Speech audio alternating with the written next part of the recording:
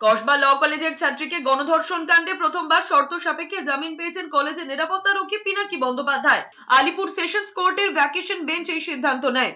পিনাকি বন্দ্যোপাধ্যায় মূলত খড়দার বাসিন্দা হলেও কর্মসূত্রে তিনি কসবায় ভাড়া থাকতেন। তদন্তে উঠে এসেছিল ঘটনার দিন কলেজ ক্যাম্পাসে উপস্থিত ছিলেন তিনি। অভিযোগকারিনীর দাবি সাহায্য চেয়েও কোনো সহায়তা পাননি ওই নিরাপত্তারক্ষীর কাছ থেকে। উল্টে অভিযোগ ওঠে তিনি নাকি অভিযুক্তদেরই সাহায্য করেছিলেন। জিজ্ঞাসাবাদের সময় পুলিশ জানতে চায় কেন তিনি এই ঘটনার সময় কিছু জানাননি, ভয় নাকি চাপ, গণধর্ষণের সময় তিনি কি করছিলেন।